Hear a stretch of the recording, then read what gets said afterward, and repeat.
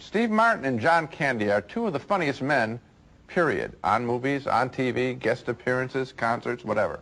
And often when you team a couple of big stars, there is no magic. They're almost afraid of engaging each other. But in Planes, Trains, and Automobiles, there is a little magic with these two men, with Candy and Martin playing a couple of very different businessmen who meet accidentally and repeatedly because of foul-ups and traveling from New York to Chicago. A snowstorm forces their plane to land in Wichita, where they end up sharing a bed together.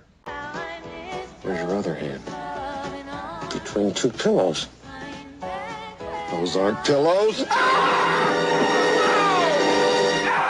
Now, Martin, a fastidious marketing executive, is forever trying to lose Candy, a sloppy, less uptight shower curtain ring salesman. And in St. Louis, Candy comes to Martin's rescue, even though he doesn't really want him to. What are you doing? I almost crushed your head like a melon. Well, now it's on the road again, and it's one disaster after another. But this car crash scene you're going to see is a little different as we get inside the heads of these two guys when they finally figure out they are going the wrong way on an expressway. You're going to kill somebody!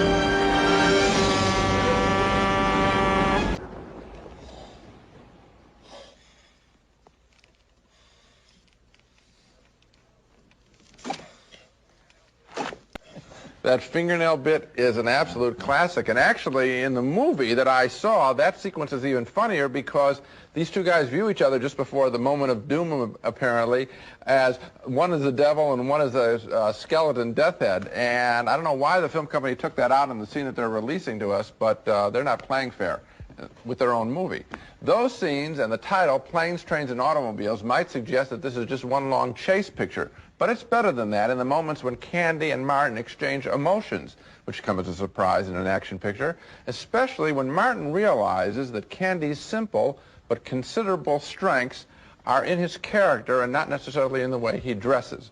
I wish that director John Hughes had included more of those tender moments. It would have made it an even better picture. Still, I vote thumbs up because John Candy has been given his best role to date in the movies, and he's equal to it. Steve Martin, of course, he's good. I thought it had about the right balance between the tender moments and the action moments. I think you need both. And I enjoyed the fact that there are times in this movie when, for example, when Steve Martin starts telling John Candy, you don't know how to tell an anecdote. Your anecdotes have no point. Right. They have no interest. I know. I would rather spend 3 days in an insurance seminar than sit next to you on the bus. And, right. and he goes on and on and on. It plays against Candy's face. Right. And the face is just sadder sad, and sad. yeah, oh, yeah. You know. And that's good comedy because it's comedy that has truth in it. And I enjoyed this movie a whole lot. Don't you agree we've been complaining that Candy hasn't been given a role or he's picked wrong roles, whatever? Finally, John Candy hits one. Right out of the park. Our next movie is named Date with an Angel, and this is no less than the third movie this fall about love and the supernatural. First we got Made in Heaven with Timothy Hutton and Kelly McGillis falling in love up yonder. Then there was Hello Again with Shelley Long returning to life after being dead for a year. And now here's kind of a sweet movie about an ordinary guy who's engaged to get married, and when he wakes up after his bachelor party, there's a wounded angel in the swimming pool.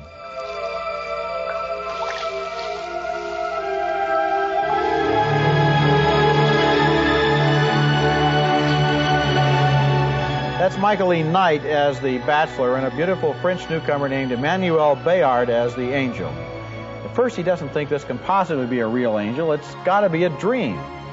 The guy's girlfriend is played by Phoebe Cates, and do you think she believes her fiancé is playing around with a real innocent angel? No way. So, want to play tough? I can play plenty tough, sister. Whoa!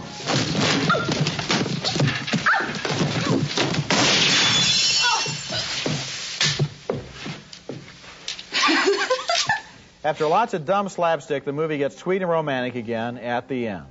I think it's better that you just go back to where you belong. I've got to go back, too. By now, Patty must be...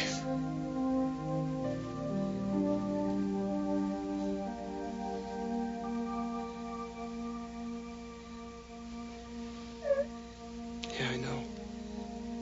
It's all the more reason for you to leave. I'm afraid down here those are a common occurrence. The most impressive thing about this whole movie is the way that Emmanuel Bayard is actually able to play a convincing angel. At least I was convinced, and if it's not an angel, then at least it's certainly a beautiful blonde with wings. On some kind of a basic level, I liked her performance. In fact, I think you can even guess what that basic level probably was. Sexual. And I liked a lot of the details of her relationship with Michael E. Knight, which is basically pure and idealistic, no matter what it looks like to other people, like Mr. Siskel here. Or yourself. What I could have done without in this movie were all the details about the scandalized parents, the best buddies who want to exploit the angel, and Phoebe Cates playing dumb all the time as the girlfriend, when actually she's a very intelligent actress. This had good stuff in the movie from time to time. Emmanuel Bayard is a major new star, kind of a teenage Catherine Deneuve, but thumbs down. Oh, I think you're being so kind. I think this movie is garbage. I mean, flat out, it'll be one of my worst movies of the year, I have a feeling. First of all, it's a simple rip-off of Splash, only instead of fins, you got wings. I did not think she was convincing. I didn't think it was magical. I didn't think the characters surrounding her were interesting. All she does is chirp. At least the mermaid had to do some interesting things, eating lobster. This woman does nothing interesting. She just chirps a little bit. Phoebe Cates is an interesting actress. I've never seen her more boring. She plays a whiny, snotty brat, and even that's dull. I liked nothing about this picture. You must have been in a very good mood. I see. Well, if I'd been the script doctor on the picture, I would have recommended that Emmanuel Bayard eat some lobster, and then it would have been a better film. Okay. She is a beautiful woman, Gene. Now, So come what? There are on. lots of beautiful women in the world. There are not that many. Yeah. There are not that many. There are not.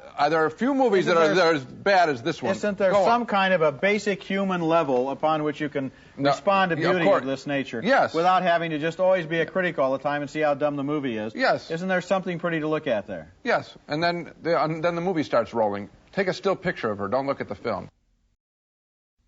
Our next film is a sequel to 1985 surprise teenage werewolf comedy hit Teen Wolf. Michael J. Fox starred in the picture, and I never saw it. I'm told that Fox and the surprise comedy elements were responsible for its success. Well, the sequel, called Teen Wolf 2, stars another popular TV star, Jason Bateman, from TV Silver Spoons and Valerie, but he's not particularly compelling in the Michael J. Fox role, sort of as his cousin.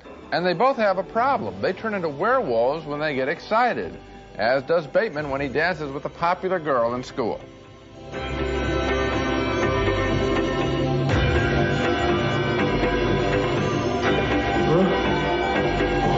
No. Oh my God.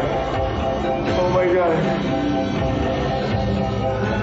There's a nicer dark-haired girl who likes Bateman, but as always, he's not interested in the nice girl, especially when she tells him the truth. You can't even see it, can you? They don't like you, only the wolf. Look, just because everything's going great for me doesn't give you the right to go off and start everyone.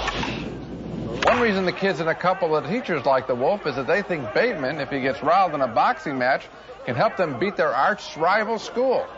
But that doesn't please Bateman, who tells a sympathetic teacher he's got problems. You're a very bright young man, Todd. You'll find a way to deal with your other problems. If you only knew, Professor Brooks.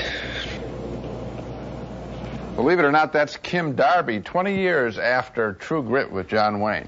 The problem with Teen Wolf 2 is that it's just an overstuffed gimmick film. The teachers who want him to win the boxing title compete with time for the love story, and that story, as predictable as it is much more interesting than the wolf scenes or the boring boxing finale, which is a Rocky imitation. It's just not a good film. It's a lousy film. In fact, I know why they had it as why he was a boxer. That's because you need to hire fewer extras to be in the crowd than if he were a football player. Now, I want to put it to you. Okay, go ahead. I'm going to sentence you to see another movie tonight. Which one will it be, Teen Wolf 2 or Date with an Angel? I would not go to either one. Well, you're sentenced. You don't have any choice. I'm going to make you see one or the other. What are you, I'm trying to point king? out, we've just found, one film later, we found a worse film than Date with an Angel. Now, I'll tell you why. They are both equally stupid, but this one does not have Emmanuel Bayard in it. There has to be some kind of I'm serious. There has to be, at some point, a person is watching the movie, and the person reacts to what they see on the screen, bad as the plot may be. As I once said to you on another film many years ago, date her. Don't give the film a positive review. No, criticism ever gets tiring to you, Gene. You could always open a Lonely Hearts Agency.